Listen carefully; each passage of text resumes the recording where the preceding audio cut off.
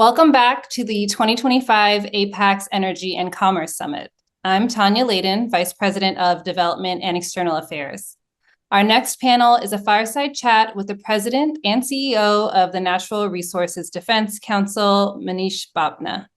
With decades of experience advancing solutions at the intersection of environment and human development, including leadership roles at the World Bank and the World Resources Institute, he now leads NRDC's work confronting the climate, health, and equity crises shaping our world.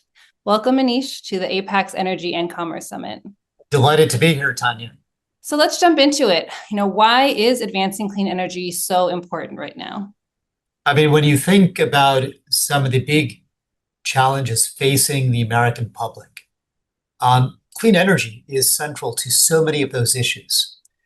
When we think a little bit about affordability and costs, how we look at our monthly utility bills for electricity or water, those things matter.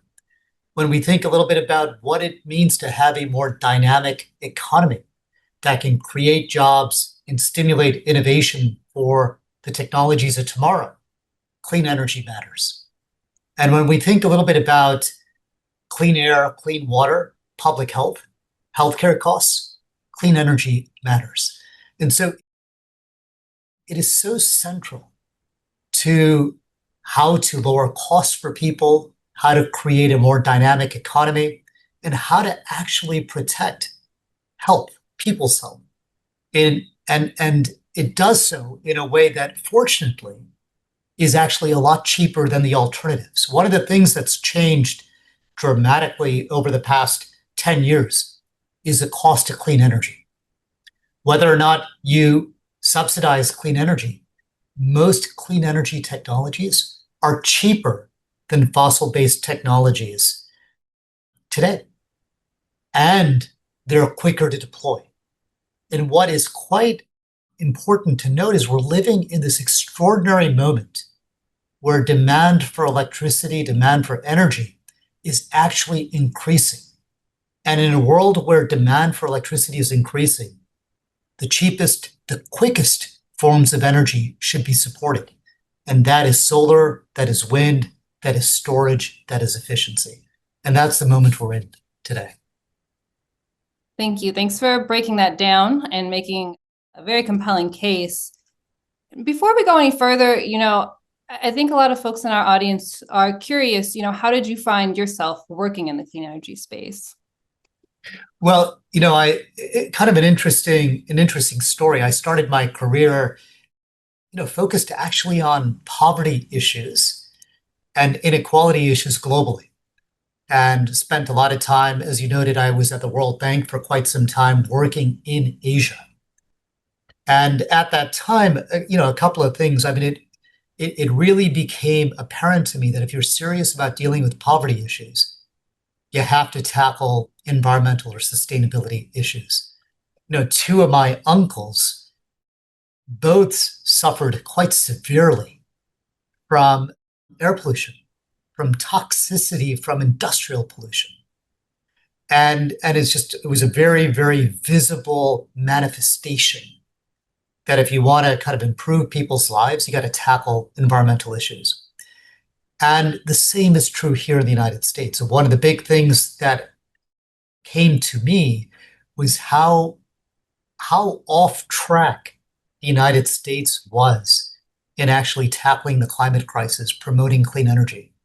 And that had real costs for Asian Americans in this country and real costs for people around the world, many of whom clearly live in Asia. What people don't realize, people think of the model minority kind of myth, or Asians live in affluent places, and yet study after study shows that Asian Americans are actually more susceptible than the average American to issues related to cancer from hazardous air, or even more exposed to tailpipe and power plant pollution. And so they are disproportionately affected in many cases around environmental pollution in a way that we need to be tackling and taking a much more direct focus on. Thank you. Yeah, it was great to hear a bit of your personal story and hear that connection to how these issues impact our communities. When it comes to advancing clean energy, what are some of the big issues at the federal level right now? Yeah, so I mean, energy is kind of front and center. What is actually striking is, over the past few years until the recent elections, we had made significant progress on clean energy in two ways. There was legislation, the Inflation Reduction Act, where you had both direct funding and tax incentives to promote clean energy. And what was interesting part of the Inflation Reduction Act was not only tax credits for clean energy, but direct funding to support particularly frontline communities, vulnerable communities, actually benefit from investments in their communities that would promote clean energy and tackle pollution issues. That was one piece of what we saw. The other piece of what we saw was a real focus on federal rules and standards, executive or administrative actions that the Biden administration took to help clean up pollution from power plants, from transportation, from buildings, a wide range of issues. Post-election, particularly in this reconciliation bill, we're seeing a pretty significant assault, quite frankly, on a lot of that progress that was made on clean energy and climate. The reconciliation bill basically takes a sledgehammer, not a scalpel, to what was done under the previous administration when it comes to clean energy. On top of that, the Trump administration is rolling back a lot of the rules and standards that had been put forward to try to protect people from pollution. And a lot of the agencies that are designed to help protect people, to help promote clean energy, to help tackle the climate crisis are also being gutted. So it is a very, very difficult moment for clean energy in Washington right now. But there are still opportunities where I could imagine different, able to make progress. I do think there is potential progress around permitting reform that we can look at. I think there is progress around innovation and new technologies that we could consider. And I think it's also important to note that the country is a lot bigger than what happens in Washington. And so we're seeing a lot of innovation and a lot of exciting things happening at the state level and at the local level. And those things matter. Yes, they do. And you painted a picture of some of the challenges at the federal level right now. What does NRDC want to see happen at the federal level with respect to advancing clean energy? I mean, the first thing I think we want to do is to try to create actually a level playing field. There was for so long, fossil energy has been subsidized and continues to be subsidized. And permitting for fossil energy tends to be much easier than permitting for clean energy. So part of it is actually if you create a level playing field and are technology agnostic, the most competitive technologies are likely to win. And we're at a point now where the cost structure, the ease of deployment of clean energy oftentimes will win.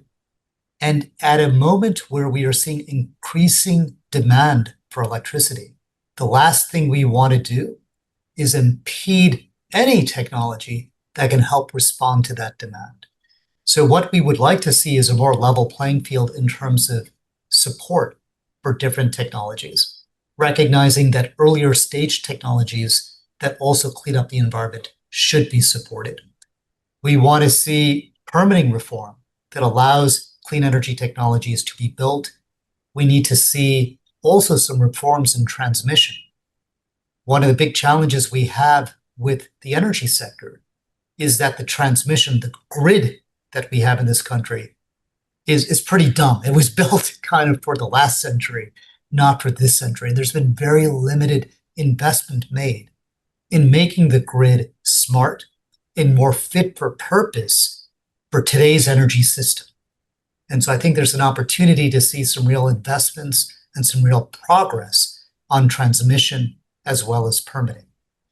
The other piece that I think we also want to see is just to continue to see some investments made in those communities that have oftentimes suffered the most from pollution, the entire environmental justice kind of agenda.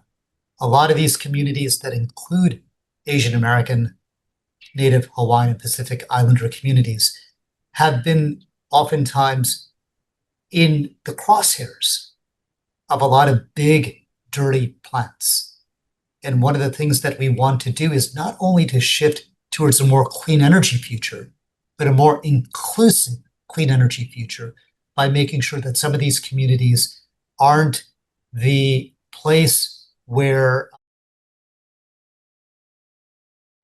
which we sacrifice for the transition, but become an important part of the transition. And so those are a few things that we would love to see more progress being made on. Yeah, thanks for outlining that. And as you said, a lot of our communities are impacted by these issues. And so we really want to keep that at the forefront of any policy making that happens now and into the future. What makes you optimistic that we can meet the clean energy and climate challenges of today?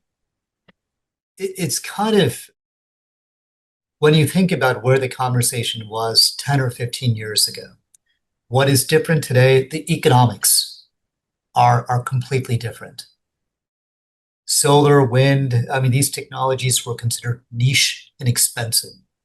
Today, they're actually cheaper and they're starting to come to scale. What also gives me quite a bit of hope is that the public does care about things that understandably affect them, affordability, health. And we're seeing clean energy can make those things cheaper for households, safer for households. We're also seeing quite unfortunately that business as usual is changing the climate. We look at what happened in Texas just a few weeks ago with the flooding. You look at what happened with the wildfires in California. You cannot go a month in this country without seeing extreme weather events that are attributable to a warming planet. And the costs of that on the public, it is not an issue that is now a tomorrow issue or an issue for some other part of the country or the world. It is an issue that's affecting people today, here and now. And so there is a recognition also that if we want to avoid a warming planet, this is the time to act. I think the challenge is that some of these issues have become unnecessarily politicized. That was not always the case. That should not be the case in the future. What is quite interesting is that a lot of the investments in clean energy are happening in red districts and red states. Analysis that our organization had done over the past couple of years of investments supported by the Inflation Reduction Act, the climate law that Biden signed. 80% of those investments and jobs were actually in red districts and red states. And you're beginning to see moderate Republicans also recognize that there is an economic self-interest in supporting clean energy. So that gives me some hope as well. Wonderful. Well, I have a last question for you. There are a lot of young people listening in, might be still in college or just starting working on the Hill. What is your advice to young people who might look at someone like you in the role that you're in and hope to kind of continue to work in a clean energy space? What is your advice to the young people who might be listening? I mean, I think it is one of the things that we have noticed over decades is that more important than people in power is the power of people. And when you get the public more broadly behind something, it does move. Abraham Lincoln said something similar. He said, without public sentiment, nothing will succeed. With public sentiment, you will not fail. And so thinking a little bit about the youth, recognizing that a lot of what we are doing today will be things that they will have to live with. Their energy, their excitement, their willingness to actually challenge the policymakers, kind of people in power about a better future matters. And so I do think how kind of the youth show up and what they demand and how that plays out in politics and in policy matters for how quickly we can make this transition. What I'm convinced about is the world will make this transition. The country will make this transition. It's not a question about whether, it's a question about how quickly and at what cost.